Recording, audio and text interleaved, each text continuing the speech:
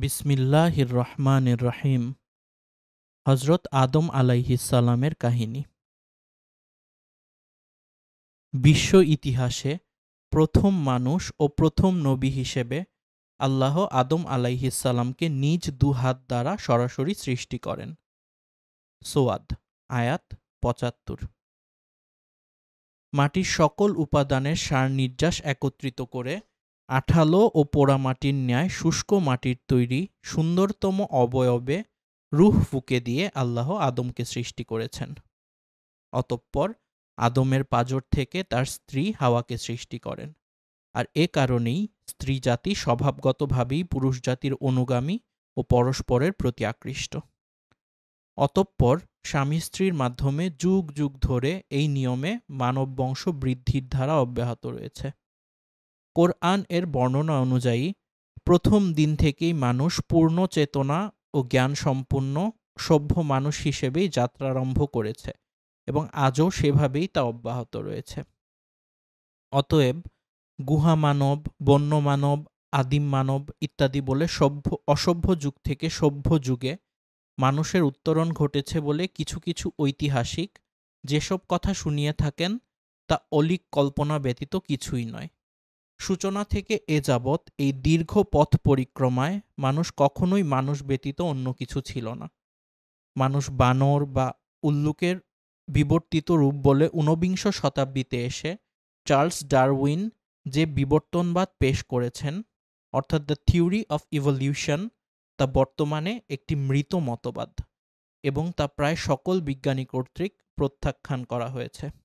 প্রথম মানুষ আদিপিতা আদম আলাইহিসসালামকে আল্লাহ সর্ববিষয়ের জ্ঞান ও যোগ্যতা দান করেন এবং বিশ্বে আল্লাহর খেলাফত পরিচালনার মর্যাদায় অভিষিক্ত করেন। সাথে সাথে সকল সৃষ্ট বস্তুকে করে দেন মানুষের অনুগত ও সব কিছুর উপর দেন মানুষের শ্রেষ্ঠত্ব। আর সে কারণেই জিন ফিরিস্তা সবাইকে মানুষের মর্যাদার প্রতি সম্মান প্রদর্শনের জন্য আদমকে সিজদা করার আদেশ দেন। সবাই সে নির্দেশ মেনে নিয়েছিল, কিন্তু ইবলিশ অহংকারের বশে সে নির্দেশ অমান্য করায় চিরকালের মতো অভিশপ্ত হয়ে যায়। সূরা বাকারা আয়াত ৩৪। অথচ সে ছিল বড় আলেম ও ইবাদতগার, যে কারণে জিন জাতির হওয়া সত্ত্বেও সে ফেরেশতাদের সঙ্গে বসবাস করার অনুমতি পেয়েছিল ও তাদের নেতা হয়েছিল। কিন্তু আদমের উচ্চ মর্যাদা দেখে সে ঈর্ষাকাতর হয়ে পড়ে। ফলে অহংকারের বশে আদমকে সিজদা না করায় এবং আল্লাহ ভীতি না থাকায় সে আল্লাহর গজবে পতিত হয়। এজন্য জনৈক আরবি কবি বলেন, যদি তাকওয়াবিহীন ইলমের কোনো মর্যাদা থাকত তবে ইবলিশ আল্লাহর সৃষ্টিকুলের সেরা বলে গণ্য হতো। শয়তানের সৃষ্টি ছিল মানুষের জন্য পরীক্ষাস্বরূপ। ইবলিশকে আল্লাহ মানুষের জন্য পরীক্ষাস্বরূপ সৃষ্টি করেন এবং কিয়ামত পর্যন্ত তার হায়াত দীর্ঘ করে দেন। মানুষকে আল্লাহর পথ থেকে বিচ্যুত করার জন্য ও তাকে ধোঁকা দেওয়ার জন্যই শয়তানের একমাত্র কাজ। সে মানুষকে বলে কুফরি করো, কিন্তু যখন সে কুফরি করে তখন শয়তান বলে আমি তোমার থেকে মুক্ত, আমি বিশ্বপ্রভু আল্লাহকে ভয় করি। সূরা হাশর আয়াত ১৬। অন্যদিকে যুগে যুগে নবী রাসূল ও কিতাব পাঠিয়ে আল্লাহ মানুষকে সত্য পথ প্রদর্শনের ব্যবস্থা অব্যাহত রাখেন। সূরা বাকারা আয়াত ২১৩। আদম থেকে শুরু করে শেষ নবী মুহাম্মদ সাল্লাল্লাহু আলাইহি ওয়াসাল্লাম পর্যন্ত ১,২৪,০০০ পয়গম্বর দুনিয়াতে এসেছেন এবং বর্তমানে সর্বশেষ এলাহিগ্রস্ত পবিত্র কোরআনের ধারক ও বাহক মুসলিম উলামায়ে কেরাম শেষ নবীর ওয়ারিস হিসাবে আল্লাহর প্রেরিত ওহীর বিধানসমূহ বিশ্বব্যাপী পৌঁছে দেওয়ার দায়িত্ব পালন করে যাচ্ছেন। সূরা মায়েদা আয়াত ৬৭। পৃথিবীর চূড়ান্ত ধ্বংস তথা কিয়ামতের অবহিত কাল পূর্ব পর্যন্ত এই নিয়ম জারি থাকবে। শেষ নবীর ভবিষ্যৎবাণী অনুযায়ী পৃথিবীর এমন কোনো বস্তি ও ঝুপড়ি ঘরও থাকবে না যেখানে আল্লাহ ইসলামের বাণী পৌঁছে দেবেন না। এতদ সত্ত্বেও অবশেষে পৃথিবীতে যখন আল্লাহ বলার মতো কোনো লোক থাকবে না, অর্থাৎ প্রকৃত তাওহীদের অনুসারী কোনো মুমিন বাকি থাকবে না, তখন আল্লাহর হুকুমে প্রলয় ঘনিয়ে আসবে এবং কিয়ামত সংঘটিত হবে। মানুষের দেহগুলি সব মৃত্যুর পরে মাটিতে মিশে যাবে, কিন্তু রূহগুলি স্ব ভালো বা মন্দ আমল অনুযায়ী ইল্লিন অথবা সিজ্জিনে অবস্থান করবে, যা কিয়ামতের পরপরই আল্লাহর হুকুমে দেহে পুনঃপ্রবেশ করবে এবং চূড়ান্ত হিসাব নিকাশের জন্য সকল মানুষ সশরীরে সৃষ্টিকর্তা আল্লাহর দরবারে নীত হবে। মানুষের ঠিকানা হলো তিনটি: দারুদ দুনিয়া অর্থাৎ যেখানে আমরা এখন বসবাস করছি, দারুল বরজখ অর্থাৎ মৃত্যুর পরে কবরের জগৎ, এবং দারুল কারার অর্থাৎ কিয়ামতের দিন শেষ বিচার শেষে জান্নাত বা জাহান্নামের চিরস্থায়ী ঠিকানা। অতএব পৃথিবী হলো মানুষের জন্য সাময়িক পরীক্ষাগার মাত্র। জান্নাত থেকে নেমে আসা মানুষ এই পরীক্ষাস্থলে পরীক্ষা শেষে সুন্দর ফল লাভে পুনরায় জান্নাতে ফিরে যাবে, অথবা ব্যর্থ কাম হয়ে জাহান্নামে নিক্ষিপ্ত হবে। অতঃপর সেখানেই হবে তাদের সর্বশেষ যাত্রাবিরতি এবং সেটাই হবে তাদের চূড়ান্ত ও চিরস্থায়ী ঠিকানা। আল্লাহ বলেন, মাটি থেকেই আমরা তোমাদের সৃষ্টি করেছি, ওই মাটিতেই তোমাদের ফিরিয়ে নেব, অতঃপর ওই মাটি থেকেই আমরা তোমাদেরকে পুনরায় বের করে আনব। সূরা তাহা আয়াত ৫৫। অতঃপর বিচার শেষে কাফেরদেরকে হাঁকিয়ে নেওয়া হবে জাহান্নামের দিকে এবং মুত্তাকিদের নেওয়া হবে জান্নাতে। এভাবেই সেদিন জালেম তার প্রাপ্য শাস্তি ভোগ করবে এবং মজলুম তার যথাযথ প্রতিদান পেয়ে ধন্য হবে। সেদিন কারো প্রতি কোনো অবিচার করা হবে না। উল্লেখ্য যে হযরত আদম আলাইহি ওয়াসাল্লাম সম্পর্কে পবিত্র কোরআনের 10টি সূরায় 50টি আয়াতে বর্ণিত হয়েছে। এক্ষণে আদম সৃষ্টির ঘটনাবলী কোরআন যেভাবে বর্ণিত হয়েছে তার আলোকে সারসংক্ষেপে আমরা তুলে ধরার প্রয়াস পাব ইনশাআল্লাহ। আদম সৃষ্টির কাহিনী। আল্লাহ একদা ফেরেশতাদের ডেকে বললেন, আমি পৃথিবীতে খলিফা অর্থাৎ প্রতিনিধি সৃষ্টি করতে চাই, বলো এ বিষয়ে তোমাদের বক্তব্য কি? তারা সম্ভবত ইতিপূর্বে সৃষ্ট জিনজাতির তিক্ত অভিজ্ঞতার আলোকে বলল, হে আল্লাহ, আপনি কি পৃথিবীতে এমন কাউকে আবাদ করতে চান যারা গিয়ে সেখানে ফাসাদ সৃষ্টি করবে ও রক্তপাত ঘটাবে? অথচ আমরা সর্বদা আপনার হুকুম পালনে এবং আপনার গুণগান ও পবিত্রতার বর্ণনায় রত আছি। এখানে ফেরেশতাদের উক্ত বক্তব্য আপত্তির জন্য ছিল না, বরং জানার জন্য ছিল। আল্লাহ বললেন, আমি যা জানি তোমরা তা জানো না। সূরা বাকারা আয়াত 30। অর্থাৎ আল্লাহ চান এ পৃথিবীতে এমন একটা সৃষ্টির আবাদ করতে যারা হবে জ্ঞান ও ইচ্ছাশক্তি সম্পন্ন এবং নিজস্ব বিচার বুদ্ধি ও চিন্তা গবেষণা সহকারে স্বেচ্ছায় সজ্ঞানে আল্লাহর বিধানসমূহের আনুগত্য করবে ও তার ইবাদত করবে। ফেরেশতাদের মত কেবল হুকুম তালিমকারী জাতি নয়। খলিফা অর্থ এখানে খলিফা বা প্রতিনিধি বলে জিনদের পরবর্তী প্রতিনিধি হিসেবে বনু আদমকে বোঝানো হয়েছে, যারা পৃথিবীতে একে অপরের প্রতিনিধি হবে। ইবনু কাসির। অথবা এর দ্বারা আদম ও পরবর্তী ন্যায়নিষ্ঠ শাসকদের বোঝানো হয়েছে, যারা জনগণের মধ্যে আল্লাহর আনুগত্য ও ইনসাফপূর্ণ শাসন প্রতিষ্ঠার মাধ্যমে আল্লাহর প্রতিনিধিত্ব করবে। কেননা ফাসাদ সৃষ্টিকারী ও অন্যায় রক্তপাতকারী ব্যক্তিরা আল্লাহর প্রতিনিধি নয়। ইবনু জারির। তবে প্রথম ব্যাখ্যাই অগ্রগণ্য, যা ফেরেশতাদের জবাবে প্রতীয়মান হয় যে এমন প্রতিনিধি আপনি সৃষ্টি করবেন যারা পূর্ববর্তী জিন জাতির মতো পৃথিবীতে গিয়ে ফাসাদ ও রক্তপাত ঘটাবে। বস্তুত জিন জাতির উপর কিয়াস করেই তারা এরূপ কথা বলে থাকতে পারে। ইবনু কাসির। অতঃপর আল্লাহ আদমকে সবকিছুর নাম শিক্ষা দিলেন। সবকিছুর নাম বলতে পৃথিবীর সূচনা থেকে লয় পর্যন্ত ছোট বড় সকল সৃষ্ট বস্তুর ইলম ও তা ব্যবহারের যোগ্যতা তাকে দিয়ে দেয়া হলো, যা দিয়ে সৃষ্ট বস্তুসমূহকে আদম ও বনু আদম নিজেদের অনুগত করতে পারে এবং তা থেকে ফায়দা হাসিল করতে পারে। যদিও আল্লাহর অসীম জ্ঞান রাশির সাথে মানবজাতির সম্মিলিত জ্ঞানের তুলনা মহাসাগরের অথই জলরাশির বুক থেকে পাখির ছোঁ মারা এক ফোঁটা পানির সমতুল্য মাত্র। বলা চলে যে আদমকে দেয়া সেই যোগ্যতা ও জ্ঞান ভাণ্ডার যুগে যুগে তার জ্ঞানী ও বিজ্ঞানী সন্তানদের মাধ্যমে বিতরিত হচ্ছে ও তার দ্বারা জগৎ সংসার উপকৃত হচ্ছে। আদমকে সব কিছুর নাম শিক্ষা দেওয়ার পর শ্রেষ্ঠত্ব প্রমাণের জন্য আল্লাহ তাকে ফেরেশতাদের সম্মুখে পেশ করলেন।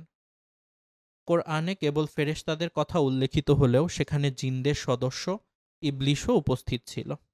অর্থাৎ আল্লাহ চেয়েছিলেন জিন ও ফেরেশতা উভয় সম্প্রদায়ের উপর আদমের শ্রেষ্ঠত্ব প্রমাণিত হোক, এবং বাস্তবে সেটাই হলো। তবে যেহেতু ফেরেশতাগণ জিনদের চেয়ে শ্রেষ্ঠ ও উচ্চ মর্যাদা সম্পন্ন, সেজন্য কেবল তাদের নাম নেওয়া হয়েছে। আর দুনিয়াতে জিনদের ইতিপূর্বেকার উৎপাত ও অনাচার সম্বন্ধে ফেরেশতারা আগে থেকেই অবহিত ছিল। সে কারণে তারা মানুষ সম্বন্ধেও একই রূপ ধারণা পোষণ করেছিল এবং প্রশ্নের জবাবে নেতিবাচক উত্তর দিয়েছিল। উল্লেখ্য যে আল্লাহ জিন জাতিকে আগেই সৃষ্টি করে গনগনে আগুন থেকে। সূরা হিজর আয়াত ২৭। কিন্তু তারা অবাধ্যতার চূড়ান্ত করে।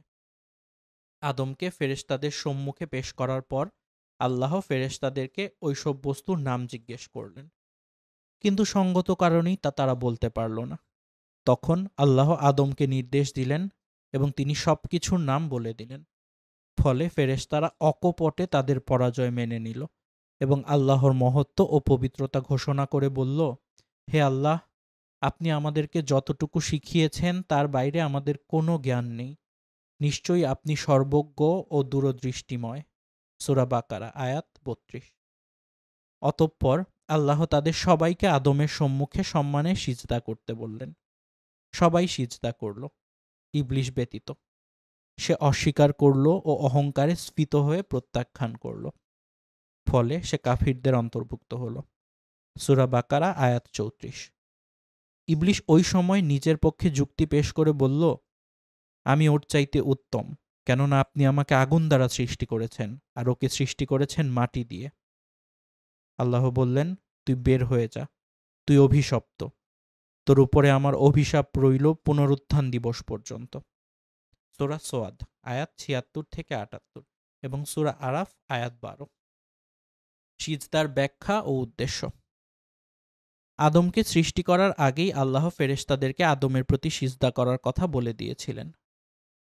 তাছাড়া কুরআনের বর্ণনাসমূহ থেকে একথা স্পষ্ট হয় যে আদমকে সিজদা করার জন্য আল্লাহর নির্দেশ ব্যক্তি আদম হিসেবে ছিল না, বরং ভবিষ্যৎ মানবজাতির প্রতিনিধিত্বকারী হিসেবে তার প্রতি সম্মান জানানোর জন্য জিন ও ফিরিস্তাদের সেজদা করতে বলা হয়েছিল।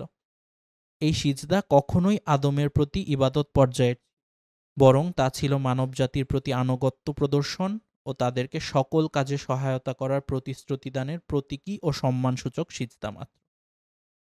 ওদিকে কাফিরদের অন্তর্ভুক্ত হলেও ইবলিশ কিন্তু আল্লাহকে সৃষ্টিকর্তা ও পালনকর্তা হিসাবে অস্বীকার করেনি, বরং আল্লাহ যখন তাকে অভিসম্পাত করে জান্নাত থেকে চিরদিনের মতো বিতাড়িত করলেন, তখন সে আল্লাহকে রব হিসাবেই সম্বোধন করে প্রার্থনা করল, হে আমার প্রভু, আপনি আমাকে কিয়ামত পর্যন্ত অবকাশ দিন।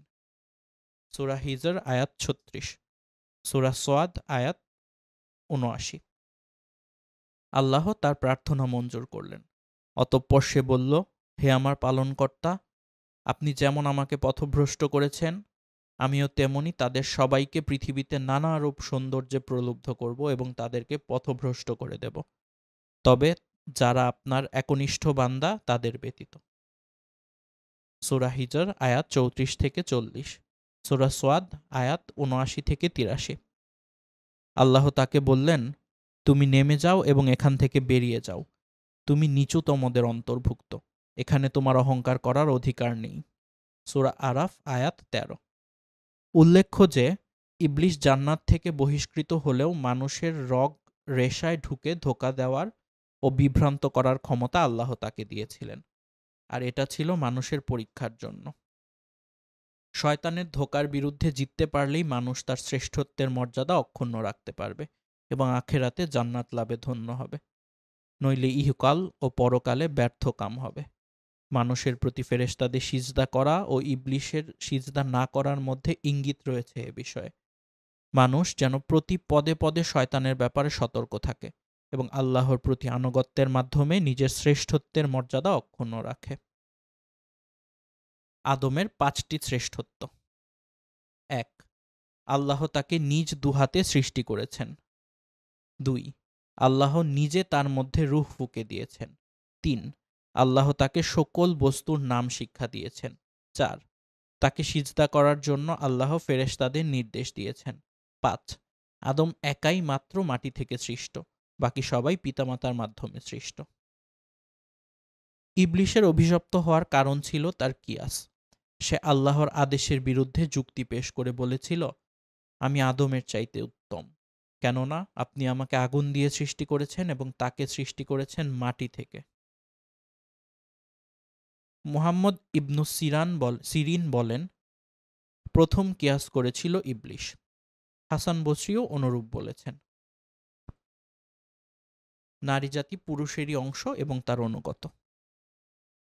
সিজদা অনুষ্ঠানের পর আল্লাহ আদমের জুরি হিসাবে তার অবয়ব হতে একাংশ নিয়ে, অর্থাৎ তার পাঁজর হতে তার স্ত্রী হাওয়াকে সৃষ্টি করলেন। মাটি থেকে সৃষ্টি হওয়া আদমের নাম হল আদম এবং জীবন্ত আদমের পাঁজর হতে সৃষ্টি হওয়ায় তার স্ত্রীর নাম হল হাওয়া। অতঃপর তাদের উদ্দেশ্যে আল্লাহ বললেন, তোমরা দুজন জান্নাতে বসবাস করো ও সেখান থেকে যা খুশি খেয়ে বেড়াও, তবে সাবধান, এই গাছটির নিকটেও যেও না, তাহলে তোমরা সীমালঙ্ঘনকারীদের অন্তর্ভুক্ত হয়ে যাবে। সূরা বাকারা আয়াত ৩৫। এতে বোঝা যায় যে ফেরেশতাগণের সিজদা কেবল আদমের জন্য ছিল, হাওয়ার জন্য নয়।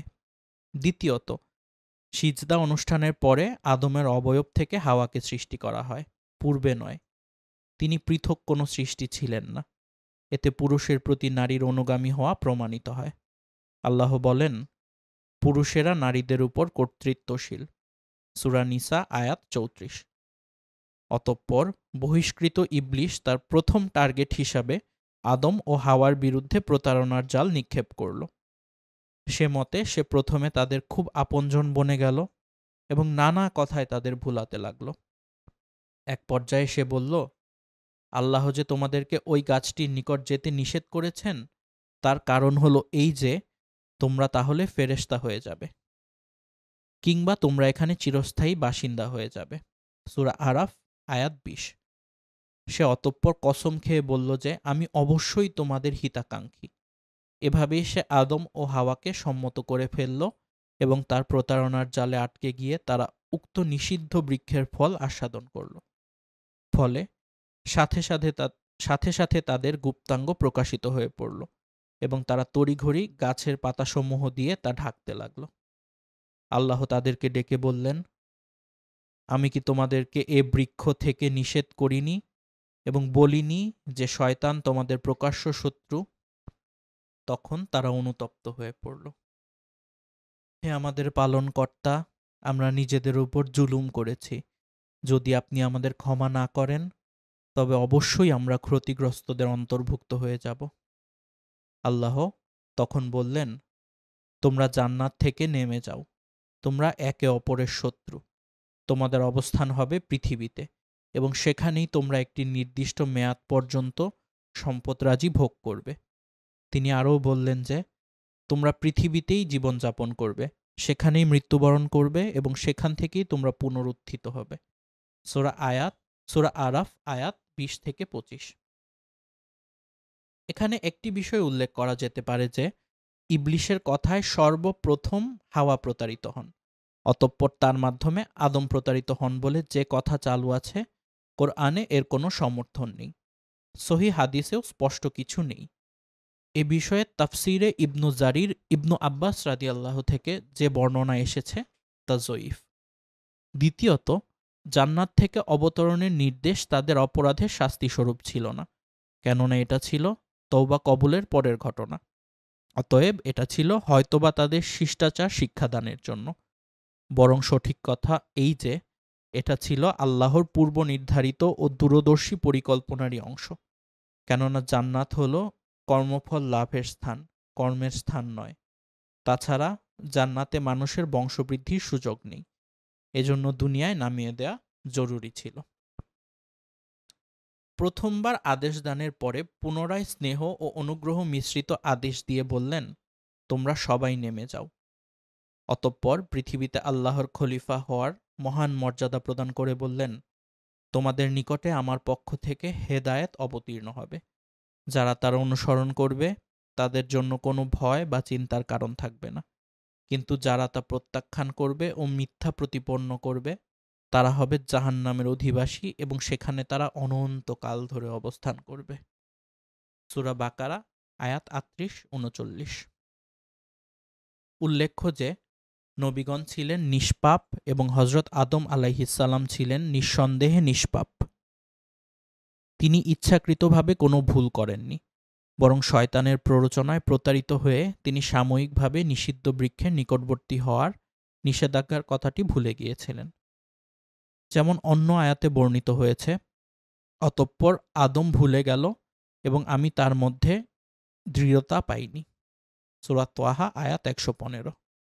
তাছাড়া উক্ত ঘটনার সময় তিনি নবী হননি, বরং পদস্খলনের ঘটনার পরে আল্লাহ তাকে নবী মনোনীত করে দুনিয়ায় পাঠান ও হেদায়েত প্রদান করেন। সূরা আরাফ আয়াত ১২২। এখানে একটি বিষয় লক্ষণীয় যে ইবলিসের ক্ষেত্রে আল্লাহ বলেন, তুমি জান্নাত থেকে বেরিয়ে যাও, নিশ্চয়ই তুমি অভিশপ্ত। অন্যদিকে আদম ও হাওয়ার ক্ষেত্রে বললেন, তোমরা নেমে যাও। এতে ইঙ্গিত রয়েছে যে ইবলিস কখনোই আর জান্নাতে ফিরে আসতে পারবে না, কিন্তু বনু আদমের ঈমানদারগণ পুনরায় ফিরে আসতে পারবে ইনশাআল্লাহ। নগ্নতা শয়তানের প্রথম কাজ। মানুষের উপরে শয়তানের প্রথম হামলা ছিল তার দেহ থেকে কাপড় খসিয়ে তাকে উলঙ্গ করে দেয়া। আজও পৃথিবীতে শয়তানের পদাঙ্ক অনুসারী ও ইবলিসের শিখণ্ডীদের প্রথম কাজ হল তথাকথিত ক্ষমতায়ন ও লিঙ্গ সমতার নামে নারীকে উলঙ্গ করে ঘরের বাইরে আনা ও তার সৌন্দর্য উপভোগ করা। অথচ পৃথিবীর বিগত সভ্যতাগুলি ধ্বংস হয়েছে মূলত নারী ও মদের সহজলভ্যতার কারণেই। অতএব সভ্য, ভদ্র ও আল্লাহ ভীরু বান্দাদের নিকটে ঈমানের পর সর্বপ্রথম ফরজ হল স্ব লজ্জাস্থান আবৃত রাখা ও ইজ্জত আবরুর হেফাজত করা। অন্যান্য ফরজ সবই এর পরে। নারীর পর্দা কেবল পোশাকে হবে না, বরং তা হবে তার ভিতরে, তার কথাবার্তায়, আচার আচরণে ও চালচলনে সর্ববিষয়ে। পরনারীর প্রতিটি অঙ্গভঙ্গি ও মিষ্টি কণ্ঠস্বর পরপুরুষের হৃদয়ে অন্যায় প্রভাব বিস্তার করে। অতএব লজ্জাশীলতাই মুমিন নরনারীর অঙ্গভূষণ ও পারস্পরিক নিরাপত্তার গ্যারান্টি। নারী ও পুরুষ প্রত্যেকে একে অপরের থেকে স্ব দৃষ্টিতে অবনত রাখবে এবং পরস্পরের সার্বিক পর্দা বজায় রেখে কেবলমাত্র প্রয়োজনীয় কথাটুকু স্বাভাবিকভাবে সংক্ষেপে বলবে। নারী ও পুরুষ প্রত্যেকে নিজ নিজ স্বাতন্ত্র্য ও পর্দা বজায় রেখে স্ব কর্মস্থলে ও কর্মপরিধির মধ্যে স্বাধীনভাবে কাজ করবে এবং সংসার ও সমাজের কল্যাণে সাধ্যমতো অবদান রাখবে। নেগেটিভ ও পজিটিভ পাশাপাশি বিদ্যুৎবাহী দুটি কেবলের মাঝে প্লাস্টিকের আবরণ যেমন পর্দার কাজ করে এবং অপরিহার্য অ্যাক্সিডেন্ট ও অগ্নিকাণ্ড থেকে রক্ষা করে, অনুরূপভাবে পরনারী ও পরপুরুষের মধ্যকার পর্দা উভয়ের মাঝে ঘটিতব্য যে কোনো অনাকাঙ্ক্ষিত বিষয় থেকে পরস্পরকে হেফাজত করে। অতএব শয়তানের প্ররোচনায় জান্নাতের পবিত্র পরিবেশে আদি পিতামাতার জীবনে ঘটিত উক্ত অনিচ্ছাকৃত দুর্ঘটনা থেকে দুনিয়ার এই পঙ্কিল পরিবেশে বসবাসরত মানবজাতিকে আরও বেশি সতর্ক ও সাবধান থাকা উচিত। কোরআন ও হাদিস আমাদেরকে সেদিকেই হুঁশিয়ার করেছে। মানব সৃষ্টির রহস্য। আল্লাহ বলেন, স্মরণ করো সেই সময়ের কথা যখন তোমার প্রভু ফেরেশতাদের বললেন, আমি মিশ্রিত পচা কাদার শুকনো মাটি দিয়ে মানুষ সৃষ্টি করব। অতঃপর যখন আমি তার অবয়ব পূর্ণভাবে তৈরি করে ফেলব ও তাকে আমি আমার রূহ ফুঁকে দেব, তখন তোমরা তার প্রতি সিজদায় পড়ে যাবে। সূরা হিজর আয়াত ২৮-২৯। অন্যত্র তিনি বলেন, তিনি সেই সত্তা যিনি তোমাদেরকে মাতৃগর্ভে আকার আকৃতি দান করেছেন যেমনটা তিনি চেয়েছেন। তিনি ব্যতীত অন্য কোনো উপাস্য নেই। তিনি মহাপরাক্রান্ত ও মহাবিজ্ঞানী। সূরা আলে ইমরান আয়াত ৬। তিনি আরও বলেন, তিনি তোমাদেরকে তোমাদের মাতৃগর্ভে সৃষ্টি করেন একের পর এক স্তরে তিনটি অন্ধকারাচ্ছন্ন আবরণের মধ্যে। সূরা জুমার আয়াত ৬। তিনটি আবরণ হল পেট, রেহেম বা জরায়ু এবং জরায়ুর ফুল বা গর্ভাধার। উপরোক্ত আয়াতগুলিতে আদম সৃষ্টির তিনটি পর্যায় বর্ণনা করা হয়েছে। প্রথমে মাটি দ্বারা অবয়ব নির্মাণ, অতঃপর তার আকার আকৃতি গঠন ও অঙ্গ প্রত্যঙ্গসমূহে শক্তির আনুপাতিক হার নির্ধারণ ও পরস্পরের মধ্যে সামঞ্জস্য বিধান এবং সবশেষে তাকে রুহে সঞ্চার করে আদমকে অস্তিত্ব দান।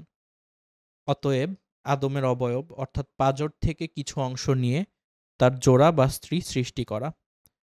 সৃষ্টির সূচনা পর্বের এই কাজগুলো আল্লাহ সরাসরি নিজ হাতে করেছেন। সূরা সোয়াদ আয়াত ৭৫। অতঃপর এই পুরুষ ও নারী স্বামী স্ত্রী হিসাবে বসবাস করে প্রথম যে যমজ সন্তান জন্ম দেয় তারাই হলো মানুষের মাধ্যমে সৃষ্ট পৃথিবীর প্রথম মানব যুগল। তারপর থেকে এ যাবৎ স্বামী স্ত্রীর মিলনে মানুষের বংশবৃদ্ধি অব্যাহত রয়েছে। শুধু মানুষ নয়, উদ্ভিদরাজি, জীবজন্তু ও প্রাণীকুলের সৃষ্টি হয়েছে মাটি থেকে, আর মাটি সৃষ্টি হয়েছে পানি থেকে। পানি হলো সকল জীবন্ত বস্তুর মূল। সূরা ফুরকান আয়াত ৫৪। মৃত্তিকাজাত সকল প্রাণীর জীবনের প্রথম মূল একক বা ইউনিট হচ্ছে প্রোটোপ্লাজম, যাকে বলা হয় আদি প্রাণসত্তা। এ থেকেই সকল প্রাণী সৃষ্টি হয়েছে। এজন্য বিজ্ঞানী মরিস বুকাইলি কে বম্বশেল বলে অভিহিত করেছেন। এর মধ্যে রয়েছে মাটির সকল প্রকারের রাসায়নিক উপাদান। মানুষের জীবন বীজে প্রচুর পরিমাণে ৪টি উপাদান পাওয়া যায়: অক্সিজেন, নাইট্রোজেন, কার্বন ও হাইড্রোজেন। আর ৮টি পাওয়া যায় সাধারণভাবে সমপরিমাণে। সেগুলি হলো magnesium, sodium, potassium, calcium, phosphorus, chlorine, sulphur ও আয়রন। আরও ৮টি পদার্থ পাওয়া যায় স্বল্প পরিমাণে। তা হলো silicon, molybdenum, fluoride, cobalt, manganese, iodine, copper ও জিঙ্ক। কিন্তু এই সব উপাদান সংমিশ্রিত করে জীবনের কণা তথা প্রোটোপ্লাজম তৈরি করা সম্ভব নয়। জনৈক বিজ্ঞানী দীর্ঘ ১৫ বছর ধরে এসব মৌল উপাদান সংমিশ্রিত করতে চেষ্টা করেছেন, কিন্তু ব্যর্থ হয়েছেন এবং তাতে কোনো জীবনের কণা পরিলক্ষিত হয়নি। এই সংমিশ্রণ ও তাতে জীবন সঞ্চার আল্লাহ ব্যতীত কারো পক্ষে সম্ভব নয়। বিজ্ঞান এক্ষেত্রে মাথা নত করতে বাধ্য হয়েছে। প্রথম পর্যায়ে মাটি থেকে সরাসরি আদমকে, অতঃপর আদম থেকে তার স্ত্রী হাওয়াকে সৃষ্টি করার পরবর্তী পর্যায়ে আল্লাহ আদম সন্তানদের মাধ্যমে বনু আদমের বংশ সৃষ্টির ব্যবস্থা করেছেন। এখানেও রয়েছে ৭টি স্তর, যেমন মৃত্তিকার সারাংশ তথা প্রোটোপ্লাজম, বীর্য বা শুক্রকীট, জমাট রক্ত, মাংসপিণ্ড, অস্থিমজ্জা, অস্থি পরিবেষ্টনকারী মাংস এবং সবশেষে রুহু সঞ্চারণ। স্বামীর শুক্রকীট স্ত্রীর জরায়ুতে রক্ষিত ডিম্বকোষে প্রবেশ করার পর উভয়ের সংমিশ্রিত বীর্যে সন্তান জন্মগ্রহণ করে। উল্লেখ্য যে পুরুষের একবার নির্গত লম্ফমান বীর্যে লক্ষ কোটি শুক্রাণু থাকে। আল্লাহর হুকুমে তন্মধ্যকার একটিমাত্র শুক্রকীট স্ত্রীর জরায়ুতে প্রবেশ করে। এই শুক্রকীট পুরুষ ক্রোমোজোম ওয়াই অথবা স্ত্রী ক্রোমোজোম এক্স হয়ে থাকে। এর মধ্যে যেটি স্ত্রীর ডিম্বের এক্স ক্রোমোজোমের সাথে মিলিত হয় সেভাবেই পুত্র বা কন্যা সন্তান জন্মগ্রহণ করে আল্লাহর হুকুমে। মাতৃগর্ভের ৩টি গাঢ় অন্ধকার পর্দার অন্তরালে এইভাবে দীর্ঘ ৯ মাস ধরে বেড়ে ওঠা প্রথমত একটি পূর্ণ জীবনসত্তার সৃষ্টি, অতঃপর একটি জীবন্ত, প্রাণবন্ত ও প্রতিভাবান শিশু হিসাবে দুনিয়াতে ভূমিষ্ঠ হওয়া কতই না বিস্ময়কর ব্যাপার। কোনো মানুষের পক্ষে এই অনন্য অকল্পনীয় সৃষ্টিকর্ম আদৌ সম্ভব কি? মাতৃগর্ভের ওই অন্ধকার গৃহে মানব শিশু সৃষ্টির সেই মহান কারিগর কে? কে সেই মহান আর্কিটেক্ট যিনি ওই গোপন কুঠুরিতে পিতার ২৩টি ক্রোমোজোম ও মাতার ২৩টি ক্রোমোজোম একত্রিত করে সংমিশ্রিত বীর্য প্রস্তুত করেন? কে সেই মহান শিল্পী যিনি রক্তপিণ্ড আকারের জীবন টুকরাটিকে মাতৃগর্ভে পুষ্ট করেন, অতঃপর ১২০ দিন পরে তাতে রুহ সঞ্চার করে তাকে জীবন্ত মানব শিশুতে পরিণত করেন এবং পরিণত হওয়ার পরে সেখান থেকে বাইরে ঠেলে দেন, বাপ মায়ের স্বপ্নের ফসল হিসেবে, নয়নের পুত্তলি হিসেবে। মায়ের গর্ভে মানুষ তৈরি সেই বিস্ময়কর যন্ত্রের দক্ষ কারিগর ও সেই মহান শিল্পী আর কেউ নন, তিনি আল্লাহ। সুবহানাল্লাহি ওয়া বিহামদিহি, সুবহানাল্লাহিল আযীম। পুরুষ ও নারীর সংমিশ্রিত বীর্যে সন্তান জন্মলাভের তথ্য কোরআনই প্রথম উপস্থাপন করেছে। আধুনিক বিজ্ঞান এ তথ্য জানতে পেরেছে মাত্র গত শতাব্দীতে, 1875 সালে ও 1912 সালে। তার পূর্বে এরিস্টটল সহ সকল বিজ্ঞানীর ধারণা ছিল যে পুরুষের বীর্যের কোনো কার্যকারিতা নেই। রাসূলের হাদিস বিজ্ঞানীদের এই মতকে সম্পূর্ণ বাতিল ঘোষণা করেছে, কেননা সেখানে স্পষ্টভাবে বলা হয়েছে সন্তান প্রজননে পুরুষ ও নারী উভয়ের বীর্য সমানভাবে কার্যকর। উল্লেখ্য যে মাতৃগর্ভে বীর্য প্রথম 6 দিন কেবল বুদবুদ আকারে থাকে, তারপর জরায়ুতে সম্পর্কিত হয়। 3 মাসের আগে ছেলে বা মেয়ে সন্তান চিহ্নিত হয় না। 4 মাস পর রুহু সঞ্চারিত হয়ে বাচ্চা নড়ে চড়ে উঠে ও আঙুল চুষতে থাকে, যাতে ভূমিষ্ঠ হওয়ার পরে মায়ের স্তন চুষতে অসুবিধা না হয়। এ সময় তার কপালে 4টি বস্তু লিখে দেওয়া হয়: তার আজাল অর্থাৎ হায়াত, আমল, রিজিক এবং সে ভাগ্যবান না দুর্ভাগা। এভাবেই জগৎ সংসারে মানব বংশ সৃষ্টির ধারা এগিয়ে চলেছে। এ নিয়মের ব্যতিক্রম নেই কেবল আল্লাহর হুকুম ব্যতীত। এ কারণেই আল্লাহ অহংকারী মানুষকে উদ্দেশ্য করে বলেন, মানুষ কি দেখে না যে আমরা তাকে সৃষ্টি করেছি শুক্রবিন্দু থেকে, অতঃপর সে হয়ে গেল প্রকাশ্যে বিতণ্ডাকারী। সে আমাদের সম্পর্কে নানারূপ দৃষ্টান্ত বর্ণনা করে, অথচ সে নিজের সৃষ্টি সম্পর্কে ভুলে যায় আর বলে যে কে জীবিত করবে এসব হাড়গোড় সমূহকে যখন সেগুলো পচে গলে যাবে। সূরা ইয়াসিন আয়াত ৭৭-৭৮। জান্নাত থেকে পতিত হবার পর হযরত আব্দুল্লাহ ইবনে আব্বাস রাদিয়াল্লাহু থেকে সহিহ সনদে ইমাম আহমদ, নাসাই ও হাকেম রাহিমাহুল্লাহ বর্ণনা করেন যে, আমি কি তোমাদের প্রভু নই? বনু আদমের কাছ থেকে এই বহুল প্রসিদ্ধ আহদে আলাস্তু বা প্রতিজ্ঞা প্রতিশ্রুতিটি তখনই নেওয়া হয় যখন আদম আলাইহিসসালামকে জান্নাত থেকে পৃথিবীতে নামিয়ে নেওয়া হয়। আর এ প্রতিশ্রুতি নেওয়া হয়েছিল নামান নামক উপত্যকায়, যা পরবর্তীকালে আরাফাতের ময়দান নামে পরিচিত হয়। এর দ্বারা একটি বিষয় প্রমাণিত হয় যে জান্নাত ও জাহান্নামের অবস্থান পৃথিবীর বাইরে অন্যত্র, এবং তা সৃষ্ট অবস্থায় তখনও ছিল, এখনও আছে।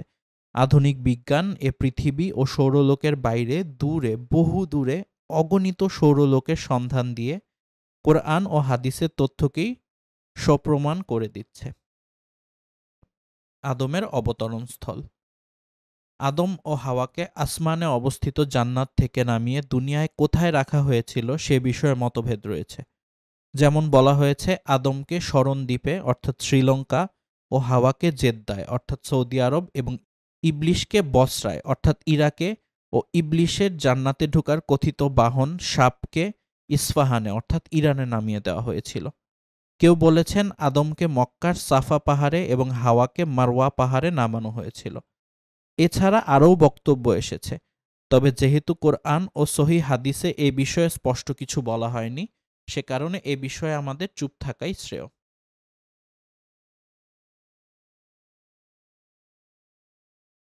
আহদে আলাস্তু এর বিবরণ। মুসলিম ইবনে ইসারার রাজিয়াল্লাহু বলেন, কিছু লোক হজরত ওমর রাজিয়াল্লাহুকে সূরা আরাফ ১৭২ আয়াতের মর্ম জানতে চাইলে তিনি বলেন, এ বিষয়ে রাসূলুল্লাহ সাল্লাল্লাহু আলাইহি ওয়াসাল্লামকে প্রশ্ন করা হলে তাকে আমি বলতে শুনেছি যে আল্লাহ তাআলা আদম আলাইহিসসালামকে সৃষ্টি করেন, অতঃপর নিজের ডান হাতে তার পিঠে বুলিয়ে দিলেন। তখন তার ঔরস যত সৎ মানুষ জন্মাবার ছিল তারা সব বেরিয়ে এলো। আল্লাহ বললেন, এদেরকে আমি জান্নাতের জন্য সৃষ্টি করেছি এবং এরা দুনিয়াতে জান্নাতেরই কাজ করবে। অতঃপর তিনি পুনরায় তার পিঠে হাত বুলালেন। তখন সেখান থেকে একদল সন্তান বের করে আনলেন এবং বললেন, এদেরকে আমি জাহান্নামের জন্য সৃষ্টি করেছি, এরা দুনিয়াতে জাহান্নামের কাজই করবে। এ কথা শুনে জনৈক সাহাবী প্রশ্ন করলেন, হে আল্লাহর রাসূল, তাহলে আর আমল করানোর উদ্দেশ্য কি? রাসূলুল্লাহ সাল্লাল্লাহু আলাইহি ওয়াসাল্লাম বললেন, যখন আল্লাহ কাউকে জান্নাতের জন্য সৃষ্টি করেন তখন তিনি তাকে দিয়ে জান্নাতের কাজই করিয়ে নেন, এমনকি তার মৃত্যুও অনুরূপ কাজের মধ্যে হয়ে থাকে। অতঃপর আল্লাহ তাকে জান্নাতে প্রবেশ করান। পক্ষান্তরে যখন তিনি কাউকে জাহান্নামের জন্য সৃষ্টি করেন তখন তাকে দিয়ে জাহান্নামের কাজই করিয়ে নেন, এমনকি তার মৃত্যুও অনুরূপ কাজের মধ্যে হয়ে থাকে। অতঃপর আল্লাহ তাকে জাহান্নামে প্রবেশ করান। আবু দারদা রাদিয়াল্লাহু হতে বর্ণিত হয়েছে যে রাসূলুল্লাহ সাল্লাল্লাহু আলাইহি ওয়াসাল্লাম বলেন, ডান মুষ্টির লোকগুলো ছিল সুন্দর চকচকে ক্ষুদ্র পিপীলিকা দলের ন্যায়, আর বাম মুষ্টির ক্ষুদ্র লোকগুলো ছিল কালো কয়লার ন্যায়। উল্লেখ্য যে কোরআনে বলা হয়েছে বনু আদমের পৃষ্ঠদেশ থেকে, অন্যদিকে হাদিসে বলা হয়েছে আদমের পৃষ্ঠদেশ থেকে। মূলত উভয়ের মধ্যে কোনো বৈপরীত্য নেই। আদম যেহেতু বনু আদমের মূল এবং আদি পিতা, সেহেতু তার পৃষ্ঠদেশ বলা আর বনু আদমের পৃষ্ঠদেশ বলা একই কথা। তাছাড়া আদমের দেহের প্রতিটি লোমকূপ থেকে অসংখ্য বনু আদমকে বের করে এনে উপস্থিত করানো আল্লাহর জন্য বিচিত্র কিছুই নয়। মানুষ যেহেতু তার ভাগ্য সম্পর্কে জানে না, সেহেতু তাকে সর্বদা জান্নাত লাভের আশায় উক্ত পথেই কাজ করে যেতে হবে। সাধ্যমতো চেষ্টা সত্ত্বেও ব্যর্থ হলে বুঝতে হবে যে ওটাই তার তাকদীরের লিখন ছিল।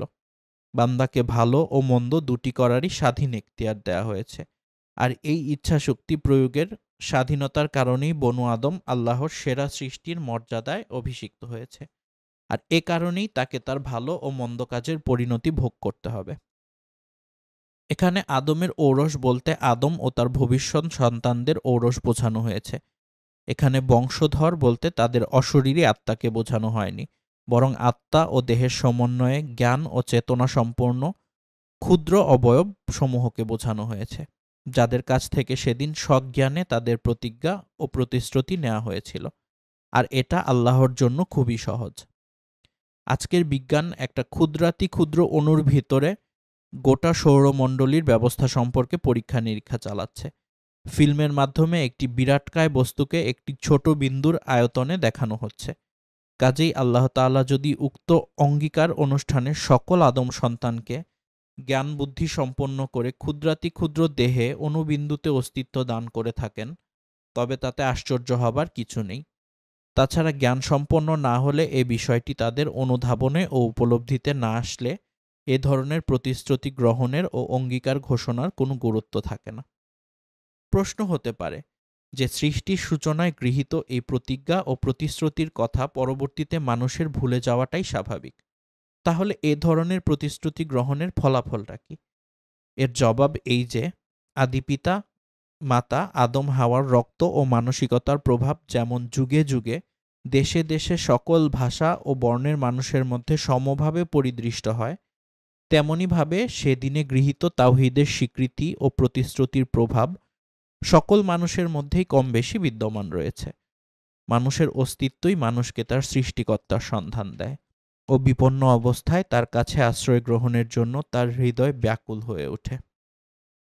তাই তো দেখা গেছে বিশ্ব ইতিহাসের নিষ্ঠুরতম শাসক ও আল্লাহদ্রোহী ফেরাউন ডুবে মরার সময় চিৎকার দিয়ে আল্লাহর উপরে তার বিশ্বাস ঘোষণা করেছিল। সূরা ইউনুস আয়াত ৯০-৯১। মক্কা মদিনার কাফের মুশরিকরা শেষ নবীর সাথে শত্রুতা পোষণ করলেও কখনো আল্লাহকে অস্বীকার করেনি।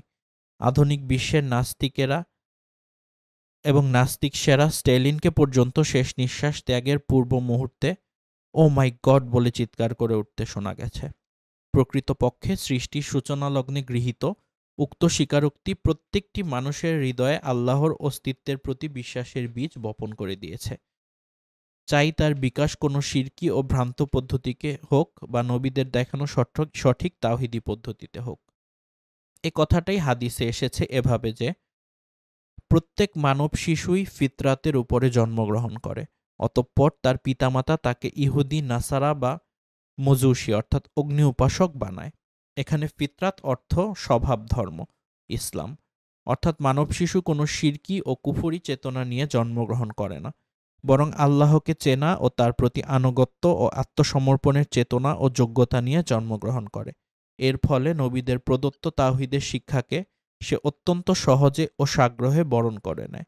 কেননা শুধু জন্মগত চেতনার কারণেই কেউ মুসলমান হতে পারে না, যতক্ষণ না সে নবীর মাধ্যমে প্রেরিত দ্বীন সজ্ঞানে স্বেচ্ছায় কবুল করে।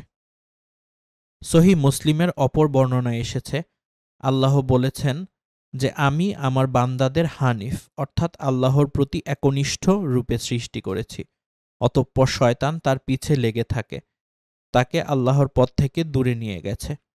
আল্লাহ বলেন, আল্লাহর ফিতরত যার উপরে তিনি মানুষকে সৃষ্টি করেছেন, আল্লাহর এই সৃষ্টির কোনো পরিবর্তন নেই। সূরা রুম আয়াত ৩০।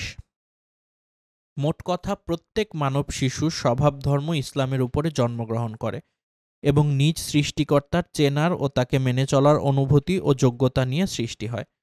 যদিও পিতামাতা ও পরিবেশের কারণে কিংবা শয়তানের ওয়াসওয়াসায় পরবর্তীতে অনেকে বিভ্রান্ত হয়। অতএব কাফির, মুমিন, মুশরিক সবার মধ্যে আল্লাহকে চেনার ও তার ইবাদত ও আনুগত্যের চেতনা ও যোগ্যতা বিদ্যমান রয়েছে। এই সৃষ্টিগত চেতনা ও অনুভূতিকে কেউ পরিবর্তন করতে পারে না। অর্থাৎ কুশিক্ষা, কুসঙ্গ ও শয়তানি সাহিত্য পাঠ করে বা নষ্ট ব্লু ফিল্মের নীল দংশনে উক্ত চেতনাকে পরিবর্তনের চেষ্টা করা আল্লাহর সৃষ্টির বিরুদ্ধে বিদ্রোহ করার শামিল। অতএব উক্ত সৃষ্টিগত চেতনাকে সমুন্নত রাখাই ব্যক্তি, সমাজ ও রাষ্ট্রের কর্তব্য। একথা ব্যক্ত করে আল্লাহ বলেন, আমি জিন ও ইনসানকে আমার ইবাদত ব্যতীত অন্য কোনো কাজের জন্য সৃষ্টি করিনি। সূরা যারিয়াত আয়াত ৫৬। অর্থাৎ আমি তার প্রকৃতিকে আমার প্রতি ইবাদত ও দাসত্বের আগ্রহ ও যোগ্যতা সৃষ্টি করে দিয়েছি। এটাকে সঠিক কাজে লাগালে আমার অবাধ্যতামূলক কোনো কাজ বান্দার দ্বারা সংঘটিত হবে না এবং জগৎ সংসারেও কোনো অশান্তি ঘটবে না।